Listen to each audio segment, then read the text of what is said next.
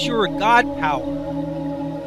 Get everything you ever wanted and live the life of your dreams. The Master's Course. Copyright 2010 by Richard Lee McKim Jr. All rights reserved. Let the quest for knowing begin.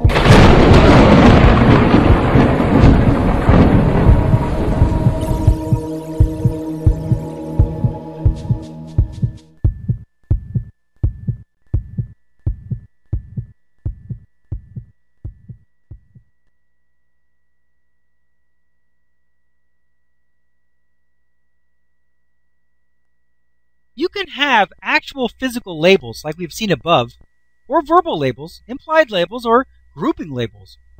When you categorize something, you are labeling it. Whatever traits and meanings apply to that category, apply to that item that you have declared is in that category. Is it a winner or a loser? Is your child a genius or an idiot? Are you agile or clumsy?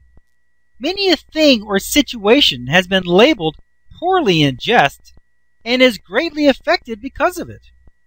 What labels do you think of when you look in the mirror? If you think fat, then your body must abide by the meaning that you have asserted by the label of fat. It must start storing even more food in order to live up to the label and the meaning that you have given it. Labels create and convey meaning. That is not a bad thing. It is just another wonderful tool that you have at your disposal. How great is it that you can create meaning as easily as labeling something? It's wonderful. I have used this technique myself on this book. Look on the front cover of this book. Down at the bottom right-hand corner, just under my name, what do you see? It is a piece of masking tape. Actually, it's a picture representation with the letters T, G, B, E, and W marked on it. That is a label I put on this book. It stands for the greatest book ever written. Notice that I use the initials and not the full words. That is because it does not matter what words are used or language or symbols. It is always the meaning that they convey which is always your meaning. I could have even put a label on this book that says, "This book is sick." In today's slang, that means amazing. But because of its meaning and not the actual words, it still would have worked equally well. I didn't put that TGBEW label on my book because I was bragging. But instead, it was just a matter of utilizing the most powerful force that I have, my God power, to assign meaning and the power of resonance to carry it out. By labeling my book in this way, I have engaged the forces of the universe to aid me in its creation. I hereby so label this work, and thereby eliciting from the universe the best ideas and information for your greatest understanding. Ever since I placed that label on the cover, ideas have been coming to me by the hundreds. It's just a matter of organizing them and getting them all on paper. Why not label your work, hobby, life, or even yourself in a positive way? I'm a genius. Try that one on for size. You are and or will become whatever you think of yourself to be. It is a must.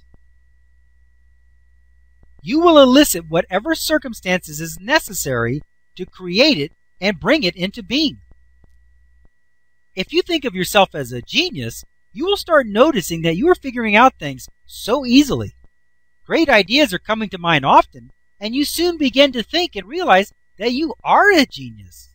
They say, whoever they are, that it only takes 7 years to become a world expert on any subject that you please. First, you have an interest in something, be it your work or your hobby. Then, as you get into it more and more, you'll elicit more and more knowing and understanding about the subject until you are one of the most knowledgeable people in the world on that subject. It could have all started with a label asserted on you by a friend or family member. They might have said that you were really good at that or really talented in whatever. Then you thought of yourself in that way, and it began to elicit unto itself, and it became true. That's what affirmations are. Self-labels. I am this, or I am that, or I can do this or that, and soon it becomes true. Think of the 2 jars of rice in the picture above. Each has a label that defines the nature of the rice inside. You might say that the rice in the good jar is saying an affirmation like, I am love and I am wonderful. All things go well for me, and I expect the best always. That rice elicited the best defense against rot and was able to defend itself against attack and decay because it elicited all the best help that it needed. On the other hand, the rice in the bad jar might be saying as an affirmation, I am no good. Bad things always happen to me. I know that things aren't going to get any better for me. This jar of rice attracted rot like a magnet.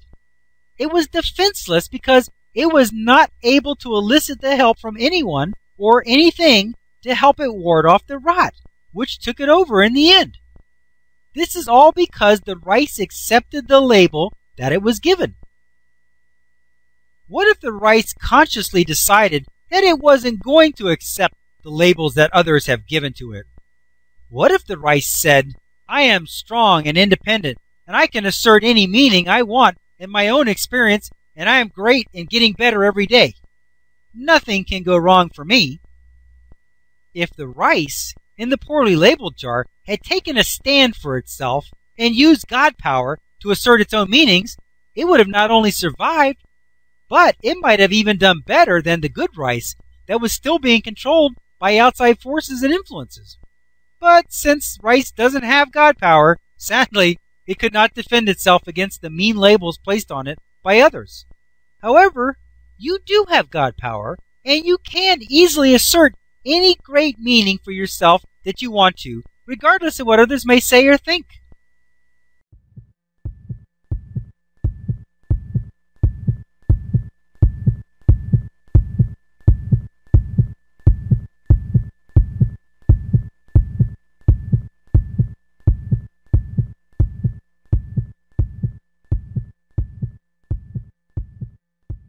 To continue, go to How to Use Your God Power, Chapter number 6, Segment number 6.